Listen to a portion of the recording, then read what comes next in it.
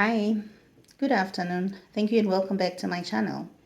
And I would like to take this opportunity to thank each and every one of you that viewed my video yesterday and asked so many questions. What does that show us? It shows us people are interested in getting to know what vulvar cancer is. So the question that came up from most people is, why is there no awareness, or why is it there's very little awareness about vulvar cancer? So now it's my duty, you and me, to reach out to all the lawmakers, the policymakers, all the legislations that handles policies, so that we have more information spread out there about vulvar cancer. I'm asking each and every one of you to tell me or who to reach out to, because we need to be heard. Doctors are saying that there is very little or very like the number of women living with this cancer, they are very few. But I'm saying, even if it's 100 people, how many more women should die of vulvar cancer and they didn't know about it? So we don't want this to happen to anyone again. So as we are commemorating the world, as we are commemorating this month of February for vulvar cancer, allow me to share with you my story. As we are advancing towards the end of the month, we'll see where we reach with this awareness. What I'm going to share with you might save one more lady, or might prevent one more lady from dying with vulvar cancer. So I was actually diagnosed in February of 2020. That's when the diagnosis of vulvar cancer came through. But prior to that, I had been going to different doctors, multiple doctors, and I got different diagnoses. Why was I going to doctors? Because it started as a lesion on the vulva. Ladies, get to know your body. Examine yourself.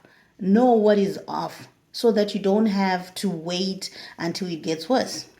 My situation might be unfortunate, but that does not discourage me. For almost 10 years, I was bounced back and forth with different diagnoses ranging from HPV, herpes, and a whole lot more.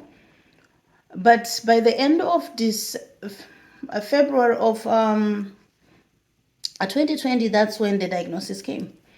This is one of the most difficult diagnoses to accept, because first of all, talking about your vulva or your vagina, it's an area that most people are not comfortable talking about.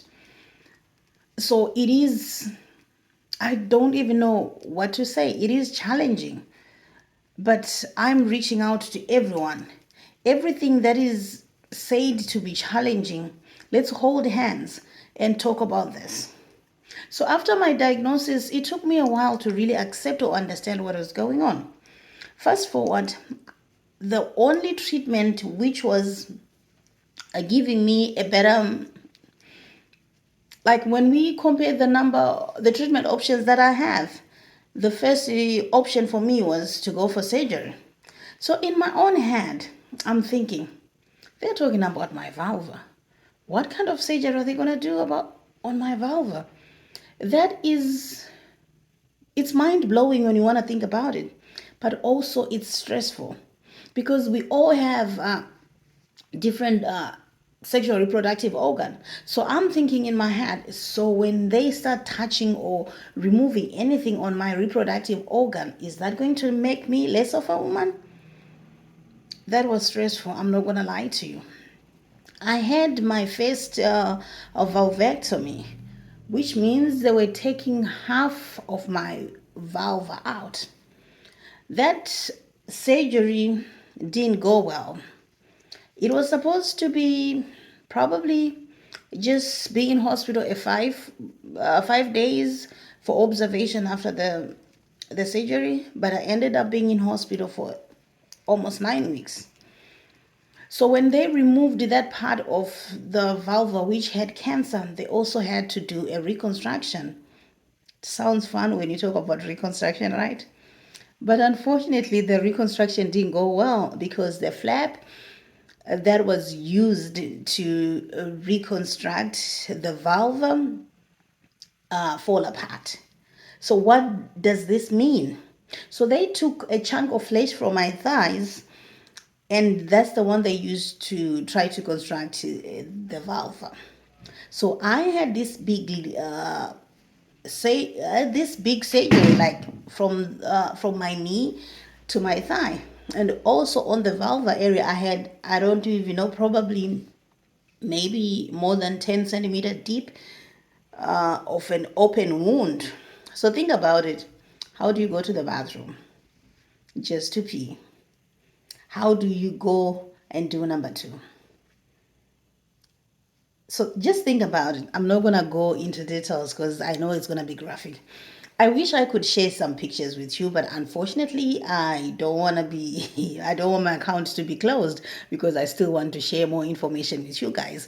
So we'll try to describe as much as I can so that people can understand.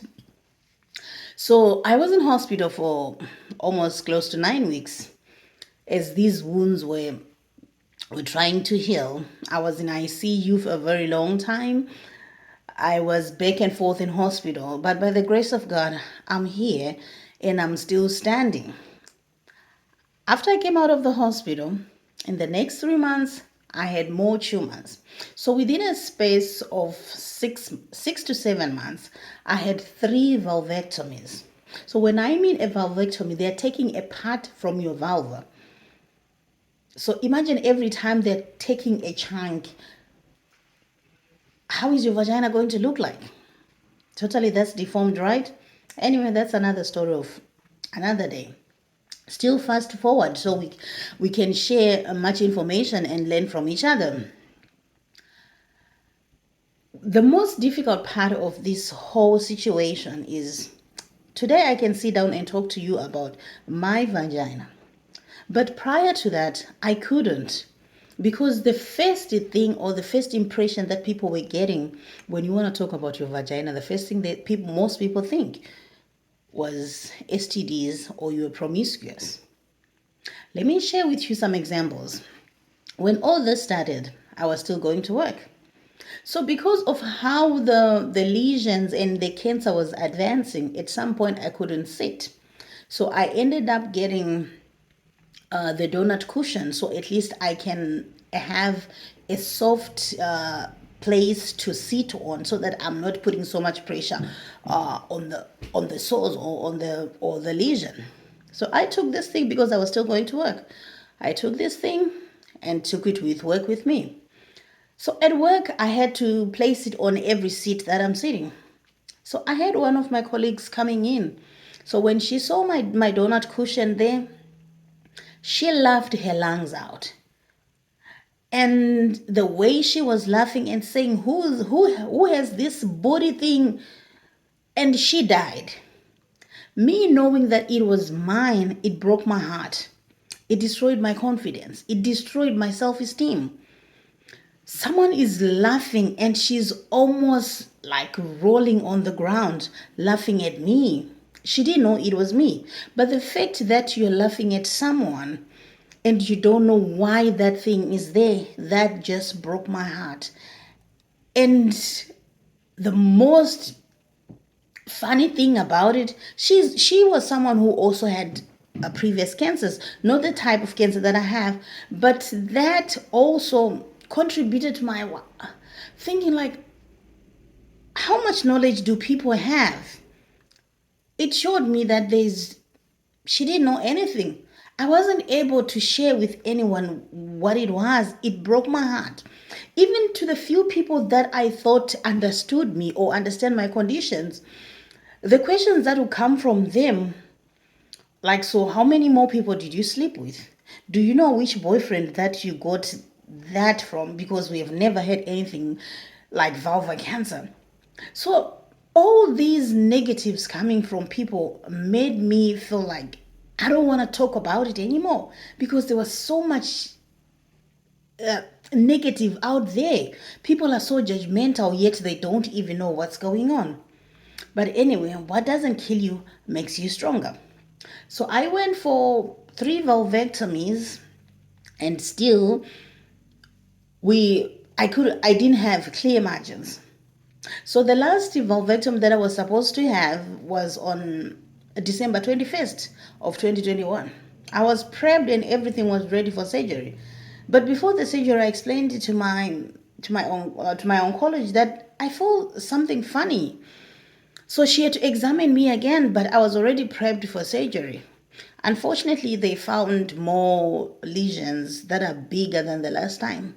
So, and now I'm scheduled for another surgery, which is the 16th of February, and this is what is called pelvic extenuation.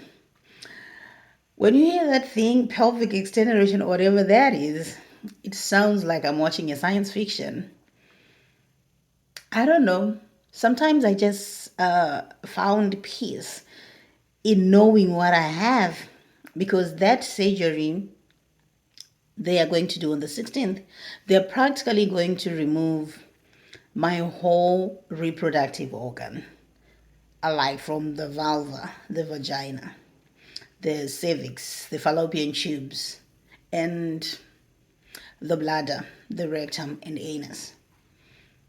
So think about that. Doesn't that sound like a science fiction? But you know what?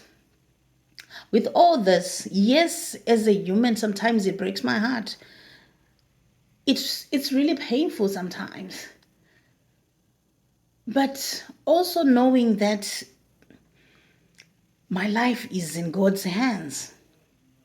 As much as I want to try and kill myself, stress myself, yes, I've been stressed, I've been depressed to the extent that I stopped talking to all my friends. My close friends know that I stopped talking to anybody. I was in a very dark space. I cannot change the situation. The only thing that I can do is stay positive and share information with you so that you don't have to go through what I went through. I'll be glad to answer every question. I'll be glad to give you any information according to my knowledge.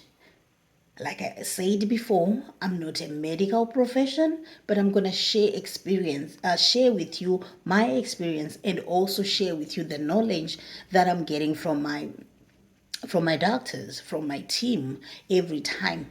So guys, I want you to be with me because I'm still very hopeful. I'm still very trustful and believe in God. My Christianity, my faith keeps me going. And also my friends, the people that are dear to me, you give me strength. So this whole month, be prepared to share with me any information regarding to vulva cancer.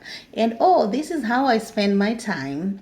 DM me if you're interested in learning, or if you're also interested in purchasing. You both have a good day, and I'll see you tomorrow and any other day as we continue to share more information on vulva cancer. Love you.